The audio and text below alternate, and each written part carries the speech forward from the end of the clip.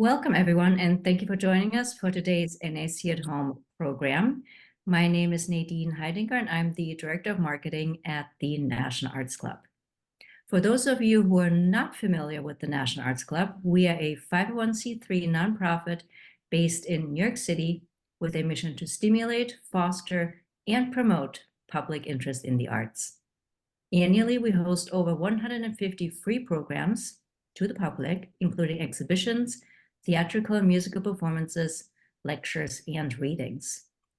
To find out more about the National Arts Club, you can find us at nationalartsclub.org or on Facebook, Instagram, X, and YouTube. On behalf of our Architecture Committee, it is my pleasure to welcome you to today's event about the Brooklyn Arcadia Greenwood Cemetery, featuring Andrew Garn. And to introduce Andrew, I'm going to turn it over to the chair of our Architecture Committee, Chin Dow Glasgow. Chin? Thank you very much, Nadine.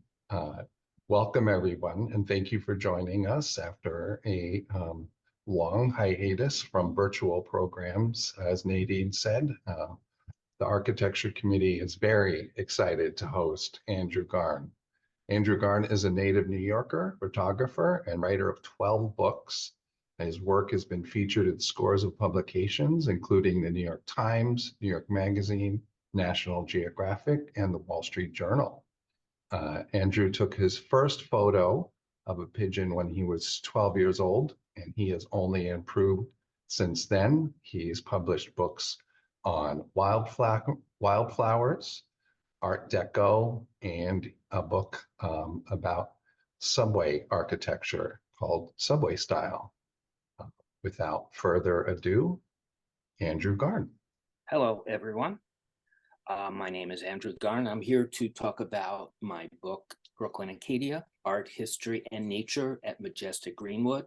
And in case anybody out there has never heard of Greenwood, it is a beautiful 478-acre cemetery, sort of smack dab in the middle of Brooklyn. I highly recommend going there, especially in the spring or the fall, when the color is just uproarious. So is my screen okay? Do you want me to put this on full screen? You look great. Okay, and the slideshow? We're not ready for that yet.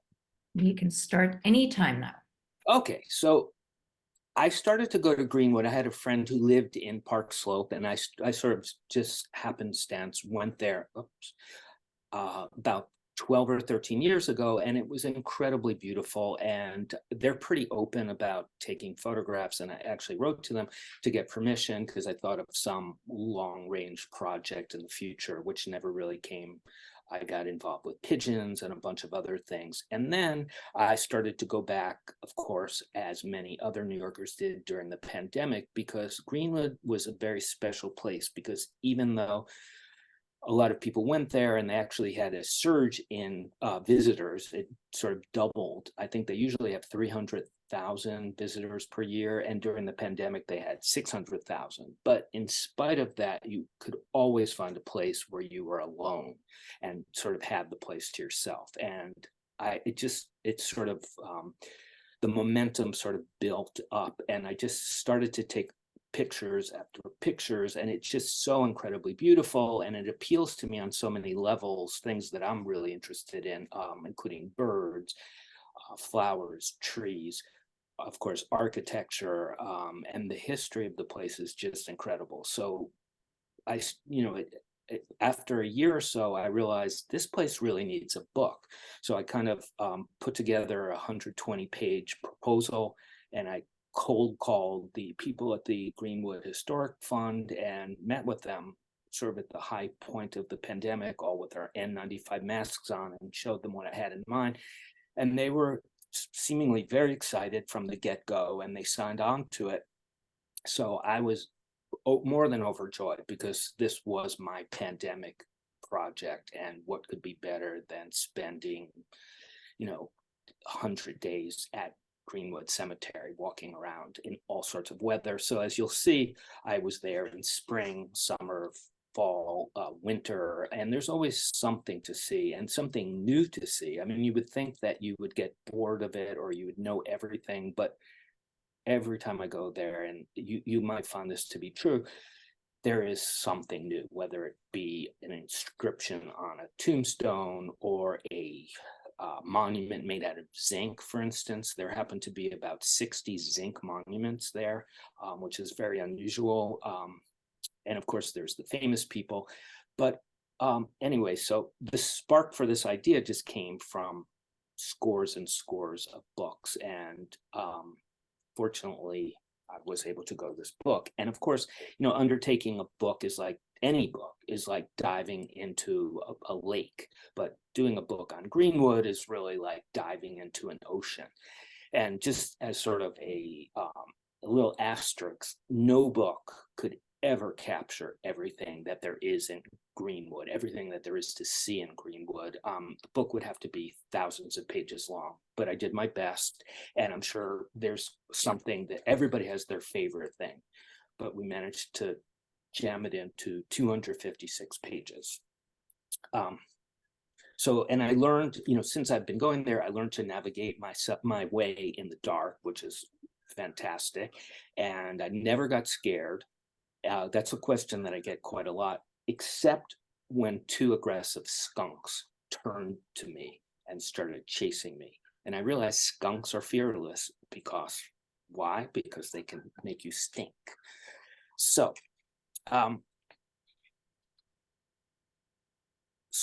just as sort of a background, there's about 571,185 permanent residents there in either mausoleums or in vaults or in coffins in the ground, hundreds of thousands of monuments, obelisks and angels. There's over 8,000 trees. There's almost 800 mausoleum and a myriad of birds and flowers. It's impossible to know it all. I've witnessed all the seasons, dusk and dawn, snow and rain, but there's always beauty there. So it all got started here about 2.6 million years ago when— Hi, Andrew, the slides aren't showing yet. Can you put it in presenter view? Sorry? The slides aren't showing yet. Can you put it in I'm presenter sorry. view? That's okay. Yep. Oh my God.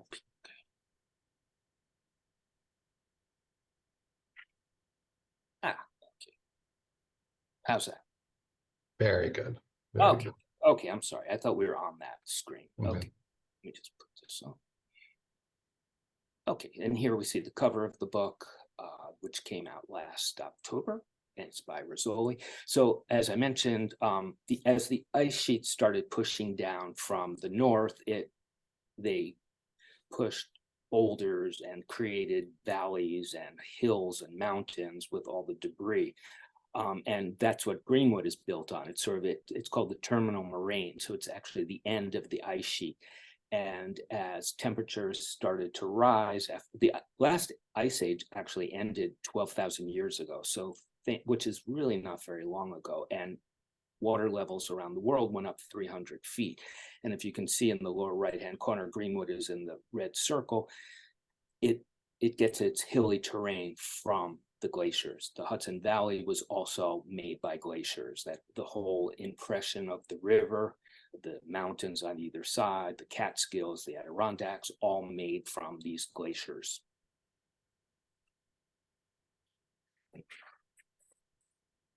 Okay, so in the very beginning, a man called Henry Pierpont, whose father actually developed Brooklyn Heights. He realized Brooklyn Heights was farmland at the time, and he bought up all the land, he put in a ferry, and he started building houses there, and it became like New York's most exclusive suburb.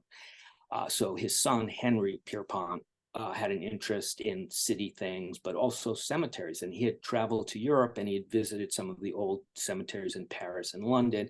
And also he went to Cambridge and visited Mount Auburn. And he realized something that New York lacked was a rural cemetery, because Manhattan was busting at the seams, basically. Back in the early 1800s, people were buried in churchyards. But as Manhattan grew exponentially, that was not going to be possible. So Brooklyn became its burial ground. And it just so happened that Mr. Pierpont also was in charge of laying out the Brooklyn street grid. So during his work efforts, he managed to buy 175 acres of land where Greenwood sits today. And he got together some investors, and you can see here on the left-hand side, that's the original map from 1838. And imagine what, there was basically just forest there. And there were some paths that the Indians used for hunting. And it wasn't very far from the harbor where they fished and hunted for rabbits and whatever else they ate.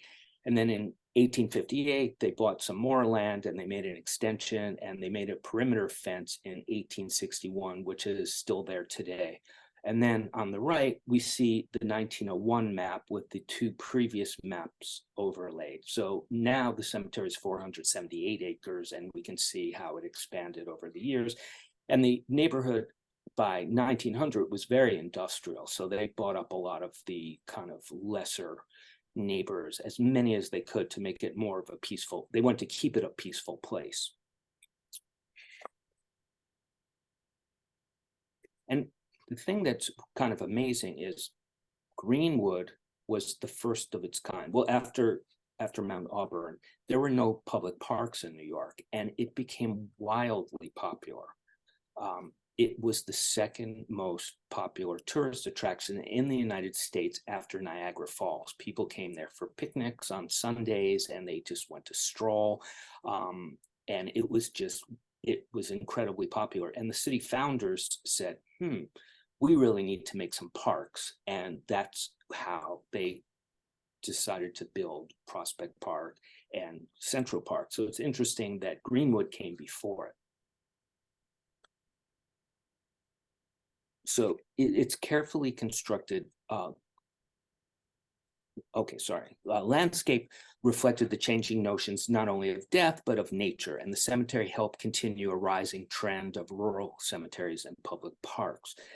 On the left here, we see Ralph Krono's depiction of the Anderson Mausoleum, which is there today. It's on a hillside, and you can see it's sort of exaggerated because it doesn't really look like that, but you can see the entry spires, and you can see New York Harbor in the background. That's sort of the tip of Manhattan, where there's very few buildings. And then that same view today, which is from the book, and that's the Anderson Mausoleum, which is still there overlooking the harbor.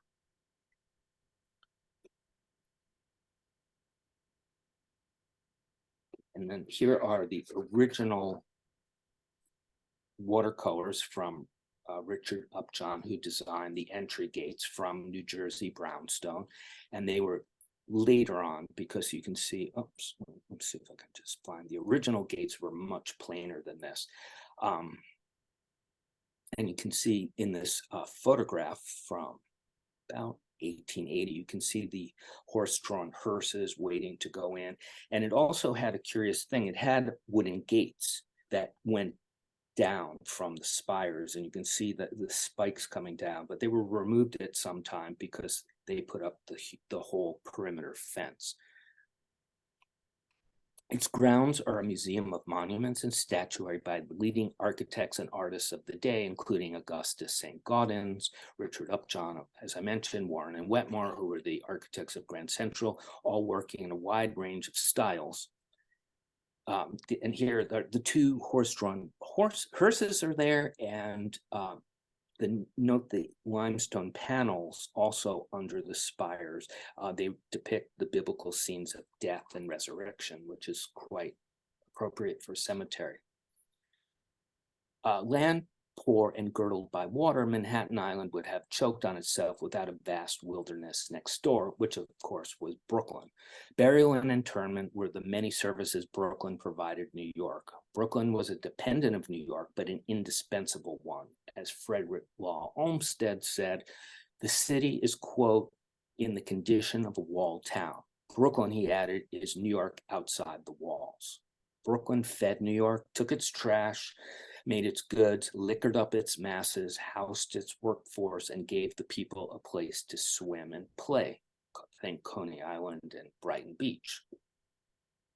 It was also Brooklyn that took the city's dead.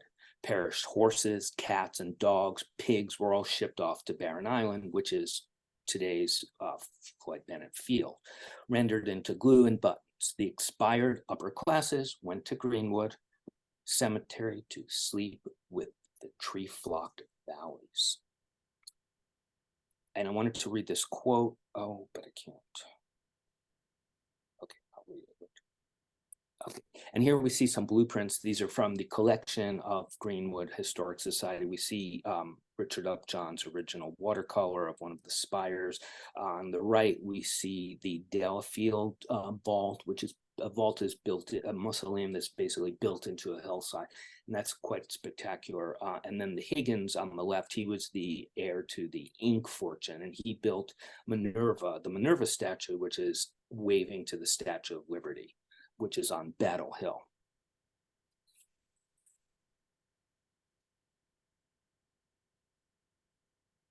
And here's some old photographs we see, and you see how little it changed. We see the entry gates, and the Wallace Monument on the left is still there.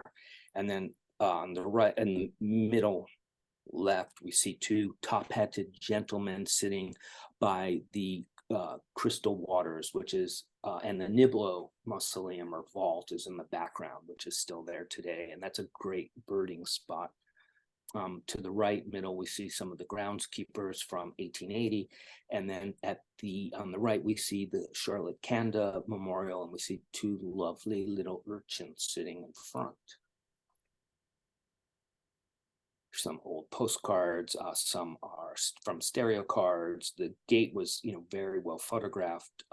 It became sort of an iconic American vision.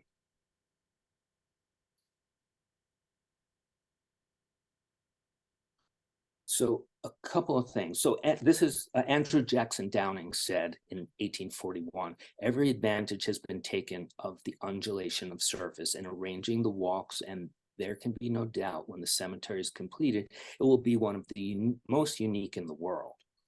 And as an anonymous Greek proverb says, a society grows great when old men plant trees in whose shade they will never sit.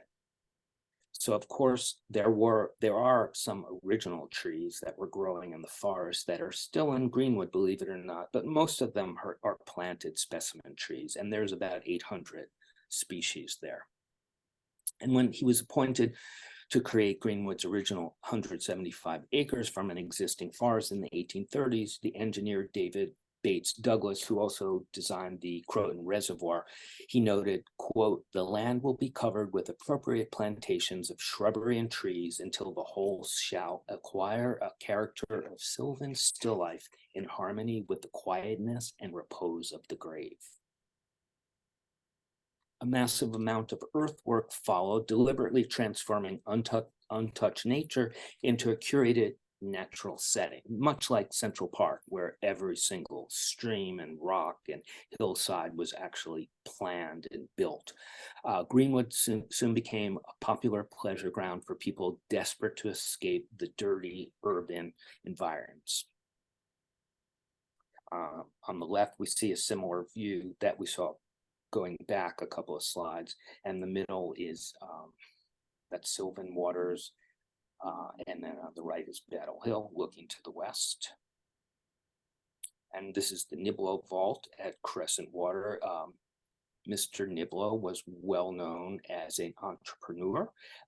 He commissioned this vault, which is one of the most spectacular in Greenwood, for his wife, actually, in 1852. And her parents. And Niblo was a serial entrepreneur who had Niblo's Gardens, which was sort of an indoor-outdoor pleasure ground that was in Soho. It was on Prince and Broadway, and it's long gone. It was sort of part circus, part nightclub, part theater. He was a devoted religious widower, and he visited his wife frequently, inviting friends to come along and picnic with him on the lawn, which you see in front. And of course, Greenwood has a yearly activity where they sort of have circus. It's sort of in reverence to him on the water, and they have fire eaters, and it's sort of a big party in his honor. It's quite nice. If you never get a chance, it's in July. Okay, and then on the left here, we see Warren and Wetmore's chapel, completed in 1913 in the Gothic revival style with a sprinkling of Byzantine, and it was built on the site of the former Arbor Waters. There were originally 8 glacial bodies of water in Greenwood, and over the years, 4 of them have been filled in for various projects, and this one is one of them. They wanted to have a more sort of palatial place for ceremonies.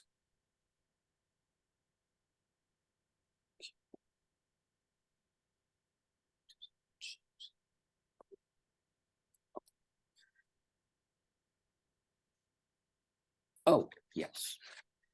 I forgot one little quote that's quite important.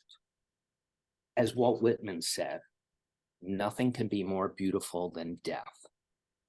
Okay, now going ahead, death comes to all, but great achievements build a monument which shall endure until the sun grows cold. So said Ralph Waldo Emerson. Greenwood could be simply described as a self-contained metropolis, made of rolling hills and stately trees, dotted with temples and shrines in a variety of forms, as we see here. In fact, the founders of the cemetery, including Henry Pierpont, thought of calling it Necropolis, but rather than Greenwood. Greenwood came later, and they thought that was a little too dour a name for a cemetery that was supposed to be sort of uplifting. Oops. Uh-oh. Uh-oh.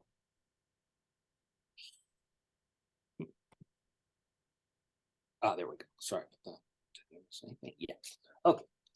This alfresco sampling of diverse architectural styles reveals a story of changing cultural tastes and a desire to leave a mark on the world for others to experience. Here we see the construction of the Mackey Mausoleum on the left. It's the only heated and electrified shrine in all of Greenwood, and the family thought that a warmed and well-lit mausoleum would encourage people to visit more. I'm not sure that's true because I've never seen anybody actually visiting, but the National Grid meter is still outside of it. So it is in fact still heated to this day. An interesting little sidebar is it has, you can see the men standing on the scaffold rig, and it uses apparently the largest single piece of stone ever cut and transported and used in a building, and that was for the roof. It's quite a large mausoleum. It's probably the biggest in Greenwood. And on the right, we see, and that's the same. Sorry, that's the Mackey. I did not recognize it, but you can see it finished, and it's much more elaborate. They put the cross on top, the statuary.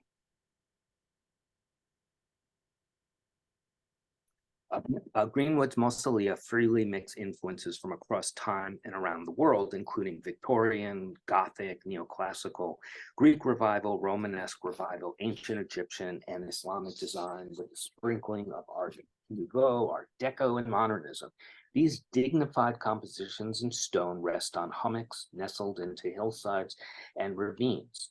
On the left, you see the Anderson Mausoleum, which we saw earlier, and Mr. Anderson owned a very well-known tobacco store, and there was a scandal in his life because one of his shop girls was very attractive, and Edgar Allan Poe apparently had an affair with her, but she was murdered, and her body was found washed up on the Hudson River, and everybody was implicated. Mr. Poe, Mr. Anderson, everybody was thought to have been having an affair with this woman. Later, it turned out that it was actually the boyfriend because he was so jealous because she went to this place and she was sort of the object of everybody's affection. On the middle here, we see the Rutherford Mausoleum, and on the right is the Garrison Mausoleum, which was recently restored using the program that trains people in stonework that's used in Cathedral St. John the Divine and also Woodlawn cemeteries. It's a great program where kids really learn skills that can be used for their entire lives, well-paying skills, stonework, masonry.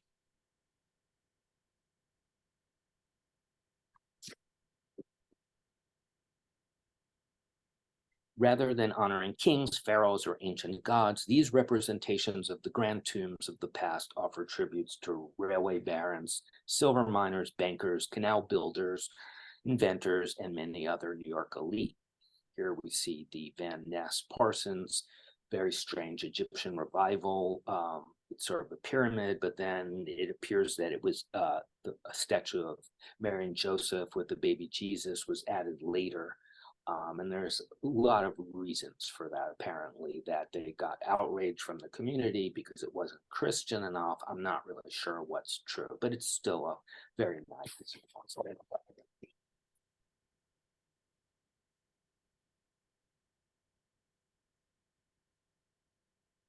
In this slide, we see various bronze doors all across the cemetery. And I started to notice that there were repeated door designs after a while, only to discover, well, some are one of a kind, like the Assia door, which is the second from the left. Those are obviously carved and forged one off, but the others were ordered directly from foundry catalogs, especially the woman with the draped sort of toga thing. That you see quite a lot, and there's sort of some variations on the leaf patterns behind her, but I've seen at least 20 of those in Greenwood. So somebody just flipped through a catalog. Of course, Tiffany also had a catalog of mausoleums and tombstones and stained glass that people could just order whatever they needed. And on the right, we have the Bourse Mausoleum. That's the door there, and we'll see that a little bit later. Okay, and on the left here, we see the Stuart crypt. This bronze panel was by Augustus St. Gaudens, of course, and this is the same Isabella. This is the same Stuart family as the Isabella Garden Museum that's in Boston, Gardner Museum in Boston. And in the middle, we see the molar door, and on the right, we see a very common motif, an hourglass with wings, which tells us that time is fragile and tempest fuges, time flies. On the left, we see a close-up of the lion holding the knocker at the Bourse Mausoleum. And on the right, we see Azrael, Angel of Death, by Solon Borgum. This was for Charles Sharon, who was the second to last mayor of New York before, of Brooklyn, before Brooklyn became part of New York City. We see two views, and this took me a while to sort of get up the nerve to like look up inside of the shrouded figure, and of course there is actually a face depicted there. And if you don't know his name, Solon Borgum, his brother was a little bit more well known. He did the sculpture for Mount Rushmore, actually, so they were both brothers, a bit competitive with each other.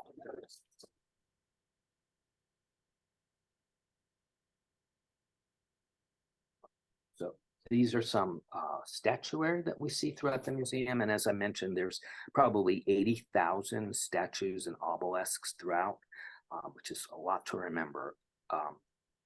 As Thomas Aquinas said, to pretend angels do not exist because they are invisible is to believe we never sleep because we don't see ourselves sleeping. Greenwood Cemetery is a compendium of tens of thousands of gravestones and statuary. Each offers a potential to interpret and unravel lives, with countless symbols and designs to decode. Cemetery statuary tells stories of the departed and expresses the grief of those left behind. There are monuments in granite, marble, limestone, sandstone, bronze, zinc, and terracotta. On the left here, of course, we see the Charlotte Kanda Memorial, which is one of the most visited in all of the cemetery. And if you don't know the story of Charlotte Kanda, it was very tragic. She was a 17-year-old going out to a society ball, and apparently there was a lightning storm, and the horse on her carriage reared up and threw her from the carriage, and she was thrown and killed instantly. She was 17 years old, and her distraught family decided to move her to this to this shrine that she had actually designed for her aunt, who had passed away shortly before her. And it's quite spectacular. It has lost some of its detail over the time because it's marble, and marble is affected by acid rain. And you can see it's called sugaring. So the acid rain sort of eats away at the marble, and you can see some of the details facing out are not there. But if you look inside, you can see her on her headdress how much more detailed it still is because it's not exposed to the elements.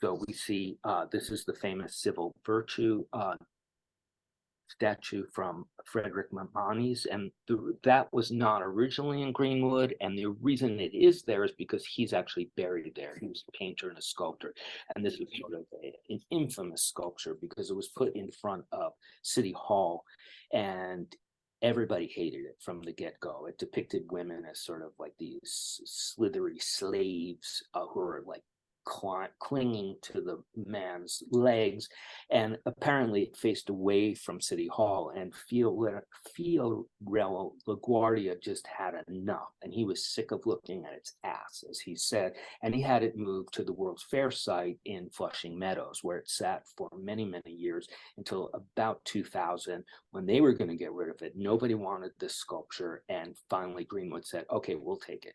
It's not a bad sculpture. It doesn't really, it's not very modern in its views, but it's not a bad sculpture.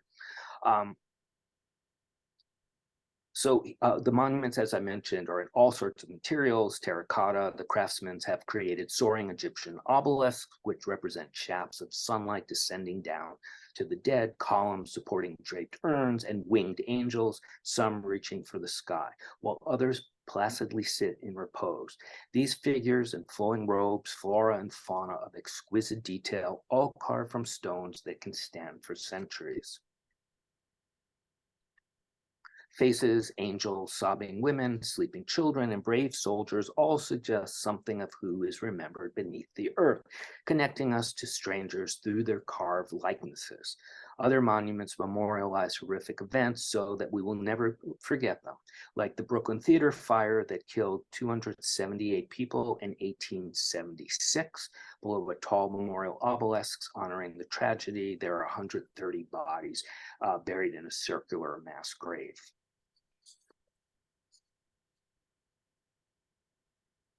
Now we move on to sanctums and stained glass.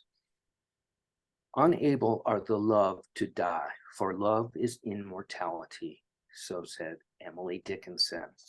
With the growth of enormous fortunes during the Gilded Age, elaborate mansions were built to express one's wealth during life. Likewise, finely crafted single-family mausoleums came into popularity in garden cemeteries and were also built to impress. Some were as large as chapels, while others were small Greek or Egyptian revival temples.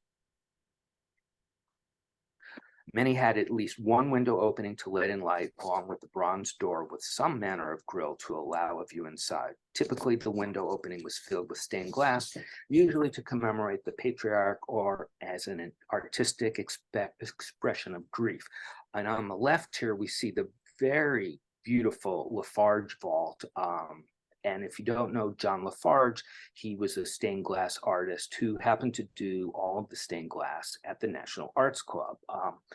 And he was a competitor with Louis Comfort Tiffany, and they fought constantly because apparently Tiffany stole many of his Lafarge's techniques, and it wasn't really ever resolved.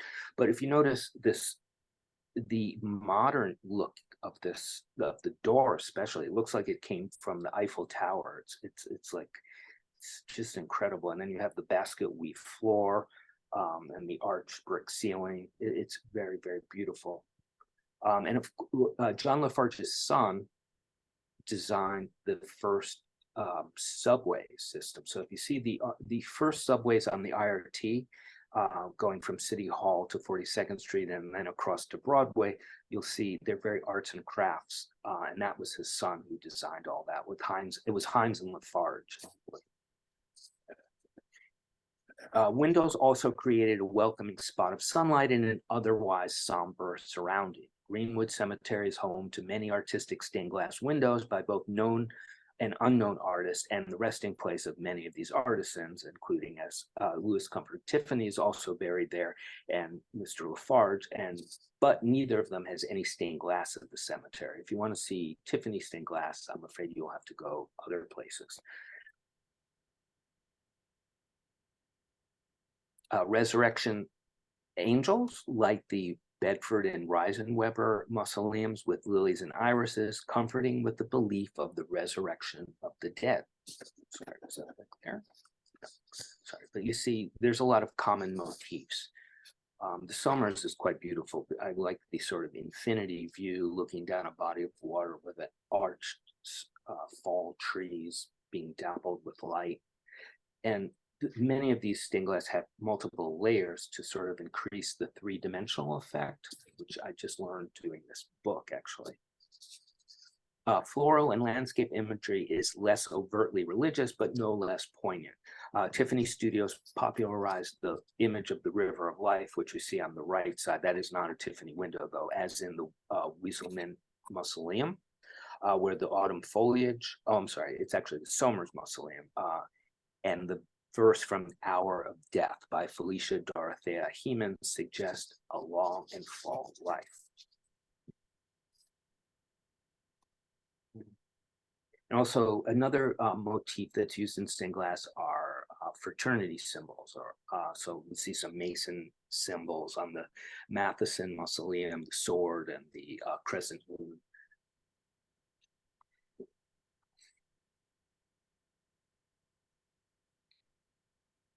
Spring is spectacular at Greenwood, and it's not too far in the future, so I highly suggest, if you've never been there, to go. Shall I not rejoice also at the abundance of the weeds, whose seeds are the granary of the birds? So said Henry David Thoreau. So as the earth warms, we witness the awakening of nature in this urban sanctuary, made especially remarkable at Greenwood. It begins as the landscape subtly flashes minute dots of color, then suddenly, as if overnight, erupts into dazzling, gaudy blooms. In late February, which is coming up, we see jolting yellow forsythia shrubs, followed by showy saucer magnolias, then the distinctive flowering redbud trees, their leafless branches covered in clinging light purple florets, again signaling rebirth. Look anywhere in Greenwood and you will see a confection of nature exploding. Nodding trout lilies growing inside of cradle graves, lavish white or pale yellow blossoms of dogwoods demand your attention, as well as the showy Yoshino cherries, their extending branches creating delicate archways over walking paths and roadways. On the left, we see, this is the Quasan cherry tree, and on the right, we see a Yulan magnolia in luscious bloom.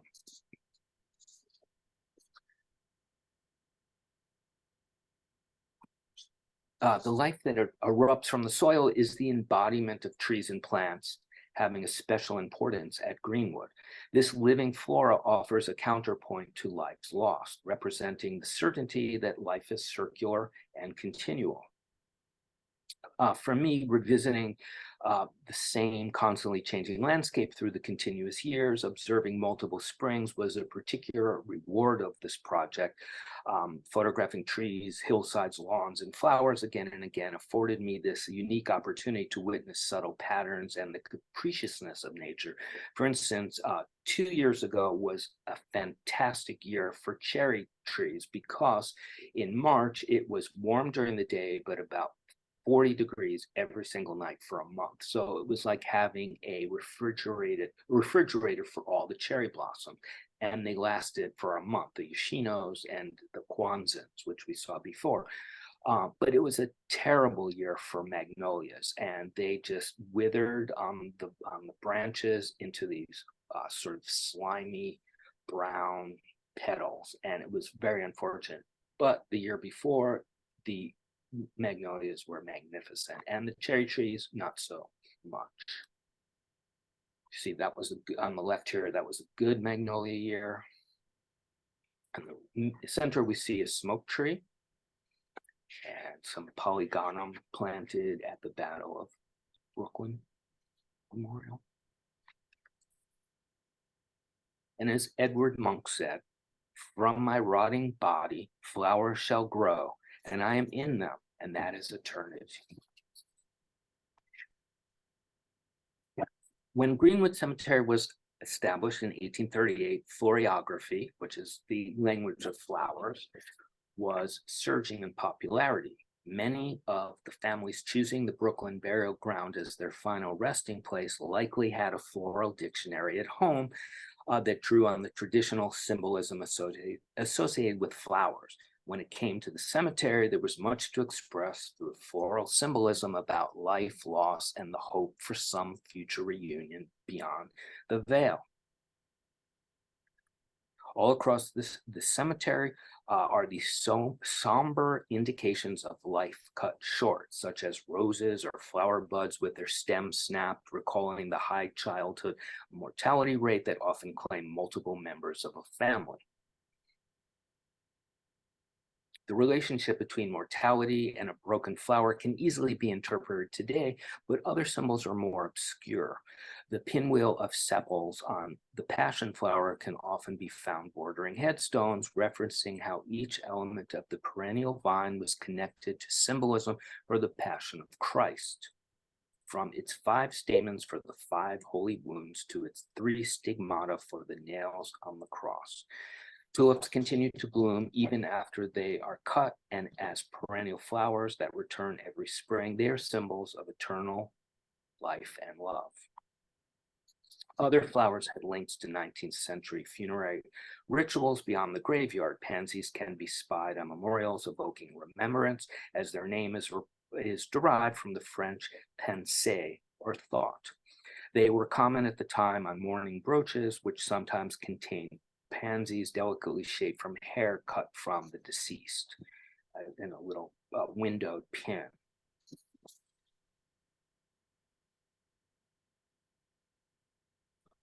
This is on the left, we see the Spencer Trask. That's it's a tomb covering made out of bronze. It's quite beautiful. And the Trask family, they actually own 3 townhouses in Brooklyn Heights, and that they built for each of their children, but very sadly, all of their children died. So they're still there today. They're on Willow Street. So they went on to create the Yaddo Art Residency, which is still going today with their fortune. And we see ginkgo trees to the right.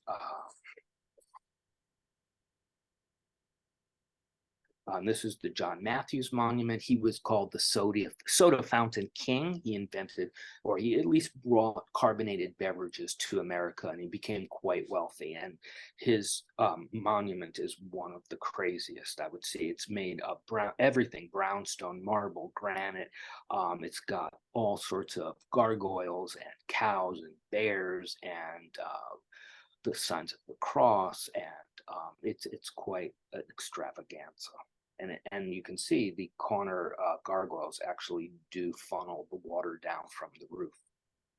But it's sort of aged in very different stages, whereas the granite's still perfect. The brownstone, being a softer stone, is sort of eroded and has been renovated, restored over the years. And then the marble, which is on the left side, I don't have a pointer, sorry, on the capitals of the columns supporting the top part, they're pretty degraded. And this monument is considered a catafalque, which is it's a sarcophagus and I'm pretty sure there is a body in that stone, a sarcophagus laid out, but it has a structure covering the sarcophagus, and that is called the catafalque.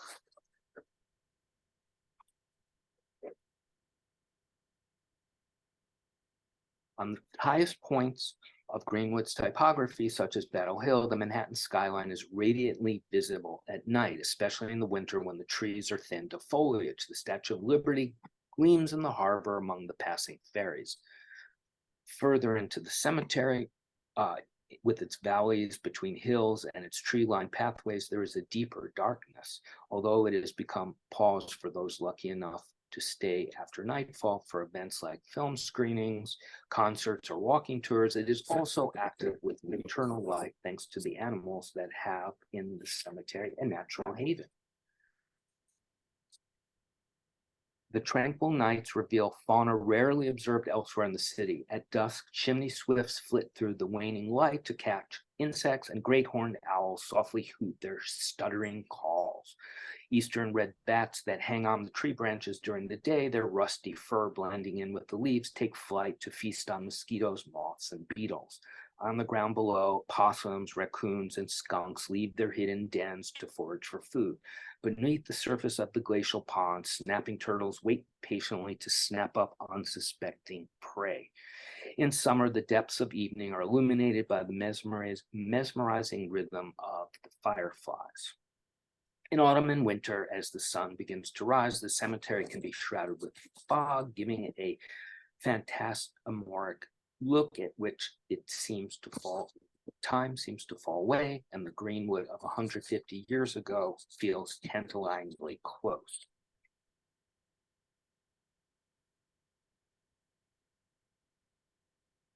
The thing that's interesting to me, especially about Greenwood, is that it really welcomes people. Unlike many other cemeteries that are very somber, sort of abandoned looking places, Greenwood is just filled with life.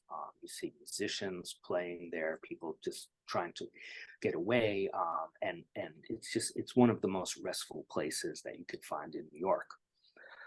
Edgar Allan Poe also said, "The boundaries which divide life from death are at best shadowy and vague. Who shall say where one ends and where the other begins?" Believe it or not, a few people have asked me over the years, aren't you creeped out going to a cemetery? I explained that trips to Greenwood offer comfort, solace, enlightenment, and rejuvenation. Some people find comfort and solace in a house of worship, let's say, an imposing structure filled with symbols of divine beings. For others, it may be a walk among the natural world surrounded by actual divine beings.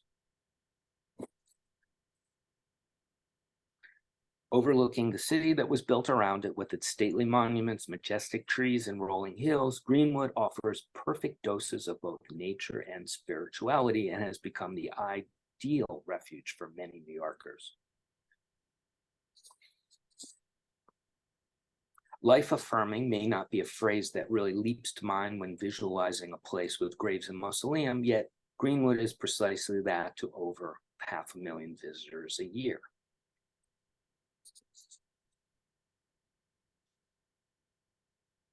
And I think the first suggestion that Greenwood is a different sort of cemetery is that when you pass under Richard Upjohn's Gothic brownstone arch gates, they are filled with monk parakeets that are squawking, and you look up and you realize something's a little bit different here. And they're just like sort of riotous and jovial, and it kind of changes your whole mood. Visitors are sometimes startled by that joyous squawking above, and examining closer, you'll see dense vines as we see here, they're interwoven in the main spire. The resident monk parakeets have made their homes in the arches for many decades, almost mocking these serious spires by stuffing their unruly nesting materials into the frilly Gothic crevices. Nobody really knows where they came from. There's a lot of rumors, but one reason they're allowed to nest there is that their guano is actually way less acidic than pigeon guano. So they keep the pigeons away. And on the left, we see a mature bald eagle flying over the Niblo vault, which we saw earlier.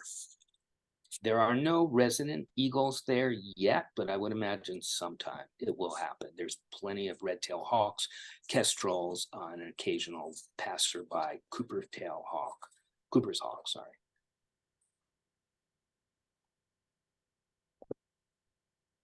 There are nearly 250 species. Oh, I'm sorry, I have to wrap this up. Nearly 250 species of birds have been observed in Greenwood Cemetery, mostly migratory species passing through New York on their way from the tropics to points north in the spring, or in the inverse in the autumn along the Atlantic Flyway. Greenwood and other green spaces in cities are vital for birds who sometimes fly thousands of miles, offering a place to rest and find nourishment in the midst of the concrete wasteland, which is basically New York. These migratory routes used by millions of individual birds each spring and fall. Walk along the shore of Crescent Water today and you may spot a great egret, lithe and all white except for its sharp yellow bill, staring golden eyes, and the long black legs, which we see flying over Crescent Water. The crabapple, sweet gums, oaks, maples, persimmons, and elms of the cemetery beckon to those avian creatures, promising sustenance in the form of caterpillars and fruit, moths, and seeds. Here's a whole assortment of birds. We see a brown thrasher, a mockingbird, a robin, red-bellied woodpecker, song sparrow, European starling, and a hooded warbler. And of course, the animals are depicted in sculpture. And on the left, we see the Beard Monument. And apparently, the legend has it that there is an actual horse buried in Greenwood and a sprinkling of canines, but no one is sure because, of course, it's illegal to bury pets in a human cemetery. But if you pay off the right person, you never know. Just to mention quickly, there are some notable residents in Greenwood, including Boss Tweed, Henry Berg, who was the founder of the ASPCA, Louis Comfort Tiffany, the artists Leon Golub and Nancy Sparrow, of course, Leonard Bernstein, the Steinway family, and Jean-Michel Basquiat. The catacombs are the main barrel vaulted chamber, offering access to 30 individual family vaults. The catacombs are a sort of apartment house for a middle-class clientele that wanted to be buried above ground for fear of being buried alive. In fact, some of the coffins were fitted with strings that would ring a bell outside to alert a cemetery worker that possibly the interred wasn't really dead. This sounds humorous, but 150 years ago, there existed no test to determine when a person actually died. And in fact, in hospitals, if somebody was thought to have died, they would leave them in a room for a couple of days just to make sure they didn't come back alive. And then here's some images of Greenwood's first artist in resident, Heidi Liu, and these are some of her sculptures which were very effectively placed inside of the catacombs. Of course, Greenwood is filled with beautiful trees.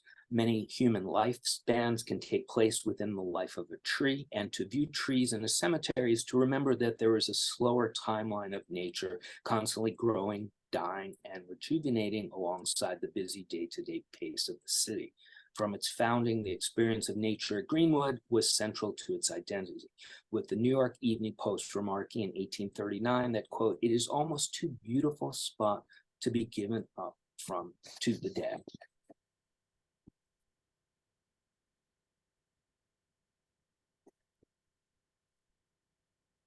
The cemetery has thousands of trees representing hundreds of species. The oldest have survived centuries of storms, climate change, invasive species, shifting approaches to managing a cemetery as a landscape. Some trees predate Greenwood, such as a few that are in hickories and towering tulip trees. Others are, quote, volunteers dropped by birds or brought in by the wind, or they were purposely planted at graves as memorials. Sometimes the trees were selected for symbolism that resonated in a place of eternal rest and mourning, like evergreens or the weeping trees, as you can see here. Some trees were more recently added as the cemetery looks ahead to a sustainable landscape that will be a crucial space for biodiversity for the city and nature as our climate obviously changes and becomes warmer. Some beautiful Japanese maples. And winter, we'll sum up here with winter. It lay thickly drifted on the crooked crosses and headstones, on the spears of the little gate, on the barren thorns. His soul swooned slowly as he heard the snow falling faintly through the universe and faintly falling like the descent of their last end upon all the living and the dead. That's from James Joyce, 1914.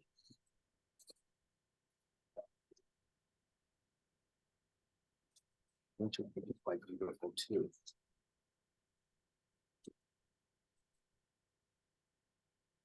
This is the Fort Hamilton gate, particularly heavy snowstorm a couple of winters ago. And that's the front gate. Same story. And if you'd like to follow me on Instagram, those are some of the links.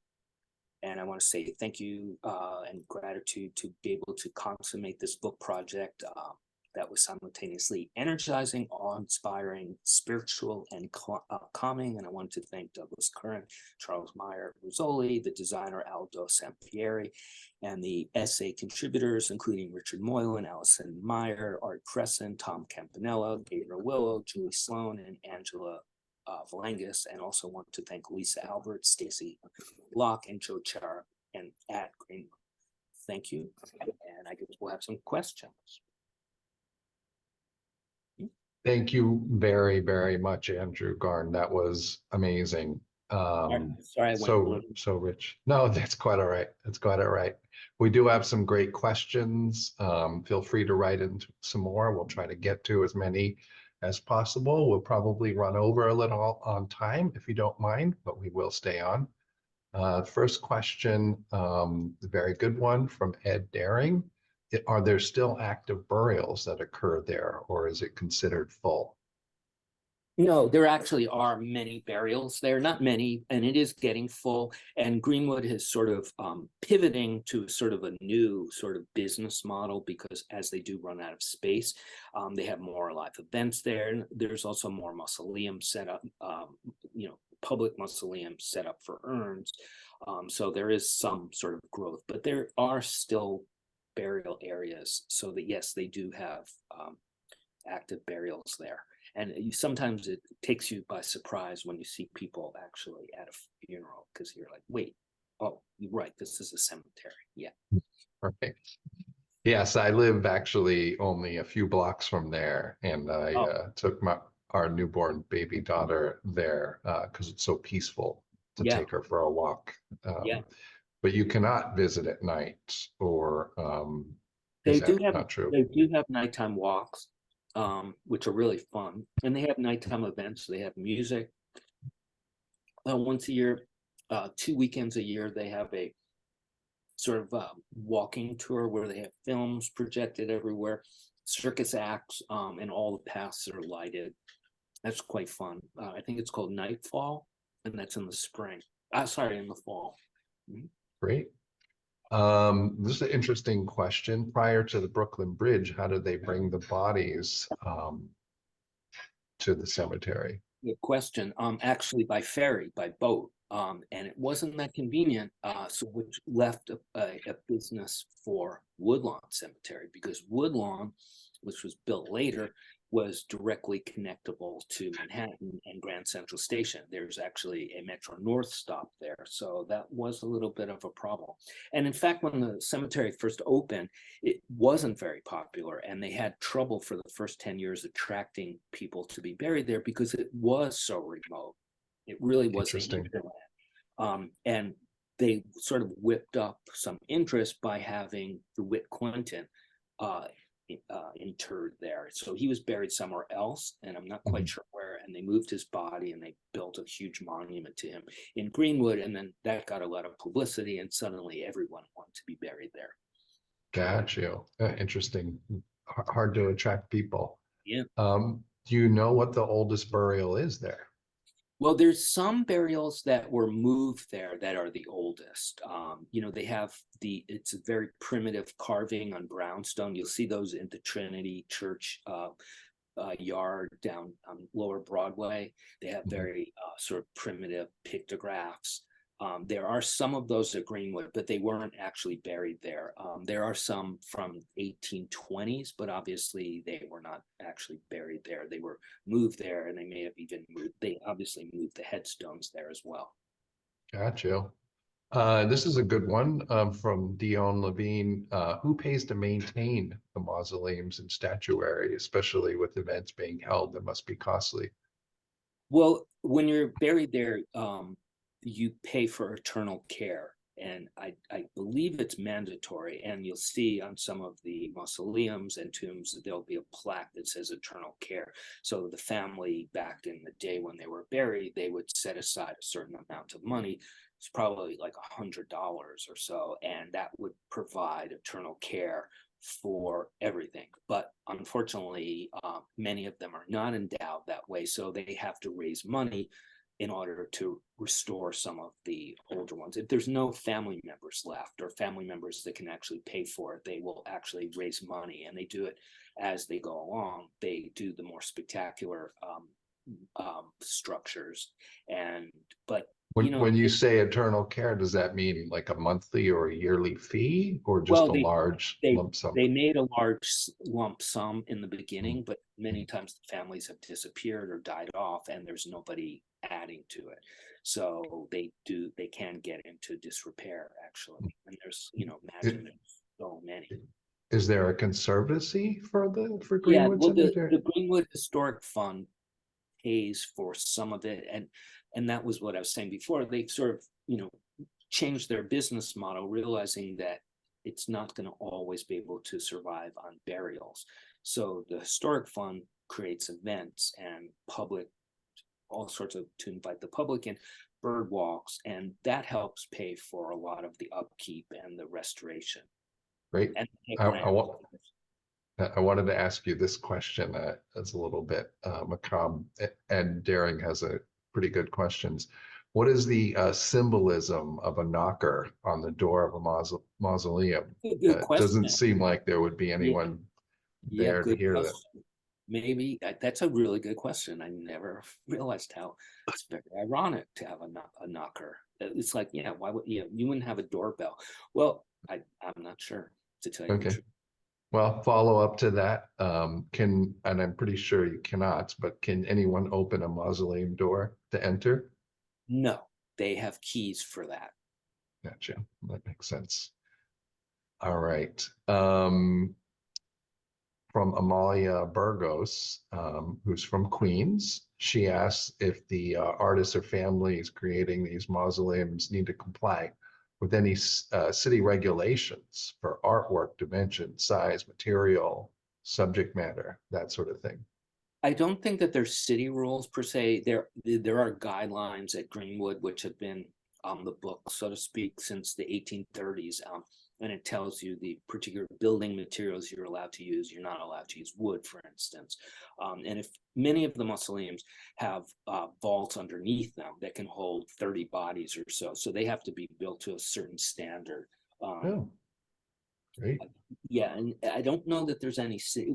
One of the city laws is no animals, obviously, but apparently they're here and there. There's people's birds are there. There is a vault where the people were buried under glass, so that so a cemetery keeper could see if their breath was hitting the glass, they could break the glass and release them. But that was really a big fear back in those days, that you would be buried alive. As I mentioned, many coffins and caskets had little bells in them that you could ring. Amazing. Sydney Anderson asks, do you happen upon any mysteries during your research of the Greenwood and its monument? Well, there's the murders, of course, like the Anderson mausoleum. Oh, yeah, and I was actually on a tour, and I lag behind because there's always something that catches my attention. And I actually looked down on the ground and I saw what looked like fingers coming up out of the ground. And I thought, that's a joke, like somebody coming up from the grave. And I sort of dug around with some sticks, and it was in fact a mummified arm from the elbow down. And so I investigated, and I thought the fingers were just too thick to be human. And I thought perhaps it was a gorilla, but it was actually a mummified bear arm. And I don't know why it was there, but it was there. Wow. So there is a bear buried there. Yeah, could be. Sort of. Or somebody did some kind of Santeria. Oh, nobody knows. Nobody knows for sure. I mentioned Gotcha. the powers that be there, and they were kind of like, who knows what people do. Wow. But did they remove it then? I mean, that just doesn't seem. I took it and to Mm, study it, basically. I yeah. took it for study purposes. Oh, wow. Okay. Uh, Very interesting question from Eileen Cutler. How has your time at Greenwood affected your outlook on life and death? That's a good question. I guess it made me a little less fearful of death in a way, because it just seemed like it's sort of a perfect place. And in fact, I would, if I were to even think that far ahead, to get buried. If I was to get buried, that would be the place, because it just seems, because there is so much life Yeah. above. I feel like Mhm. it's, especially, the trees and the birds on the trees, and the roots are going down into the ground where everybody's buried, and they're kind of mingling, and the trees are growing from the bodies somewhat. And it's everything is feeding off of each other. And I always think that the people that are buried would be really glad to know that life was so rich above it. Yeah, that makes sense. I think I agree with you. It would be a nice place to spend the hereafter. Yeah. Somebody is asking, and this is also a very good question. Is this cemetery for anyone regardless of class or wealth? Yes, and it is non-denominational, and there are all sorts of people. There are a lot of Black people buried there in the more I don't know exactly what they call the area, not a pauper area, but it was for people that couldn't have elaborate graves. They're buried there. And there's a whole section. And then there's people that were veterans of some of the wars, and they were not identifiable. They're buried on another hillside with very unremarkable markers that, sort of like a potter's field, I guess. Yeah, interesting. This is perhaps a follow-up to that. Laura says, I have distant ancestors buried there. How can I locate their grave sites? Okay, so they have a lot is online.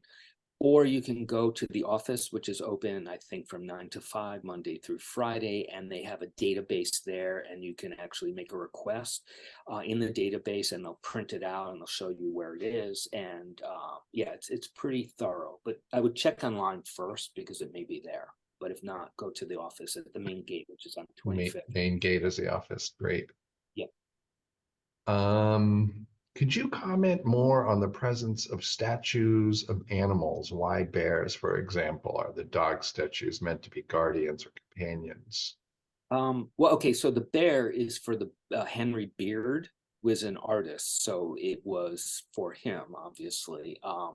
I don't know his work, but and then the dogs are sort of, I guess people have always loved dogs, Sure. and it's funny because they get more offerings than anything. Like, there's always piles of sticks and flowers left for the dogs. There's a particularly famous one called Rex, and there's always piles of roses and sticks left for him. Great. All right. Well, I'm going to ask one last question and Okay, then I'm going to wrap it up. get a good one. Yeah. Well, I don't know how good it Okay. is. How many spots remain for future residents? Number wise, it would be hard to tell. I mean, they always have room to build new public mausoleums, and there seems to be room in those. So thousands, I guess. And as far as, I mean, how much room there is, if you're planning to put in like a very elaborate mausoleum, I hope you have about $2 million, because just the land alone there is quite pricey, and then you have to build it. So how many burials do they have left? Maybe, I'm just guessing, 10 years. Got you. Interesting. Yeah. Yeah, I mean, it makes one think that, even though it's there, regardless of class or distinction or, income level, it seems like still it, you wouldn't get a free plot. So it's not necessarily for everyone. You may have to pay a lot to be buried there in this day and age. Yeah, I mean, I think like a urn in the mausoleum, maybe $5,000. That's probably the bottom. I think a plot for a mausoleum with up to 30 bodies is about $500,000 or so. Oh, boy. Okay. just the plot. Then you have to Got it. hire an architect. It's interesting. I had no idea they would still build there. I thought it was kind of Yeah. There's some suspended in space. Yeah, there are some pretty modern mausoleums that are built in very shiny granite by is it Sylvan Water? Yeah, by Sylvan Water. You can see them, and they're from the past 10 or 20 years. Great. All right. Well, I think we'll wrap it up. We're a little over on time, but we got through amazingly enough all of our questions. Oh yeah, and I just wanted to show you the book is very nice, and it's big, and it has a lot of ink in it and a lot of pages, so it's very worth having. And it has a lot of history by various historians. It has all the archival photographs, maps, all sorts of things, and lots of bird photos too. So. And you can find a link to the book in the chat. Mm-hmm. So thank you again, Andrew. It was Thanks wonderful to have you. Okay, that was great. Thanks for everybody for coming. Have a good night. And yeah. Good night, everyone. Bye-bye. Bye-bye.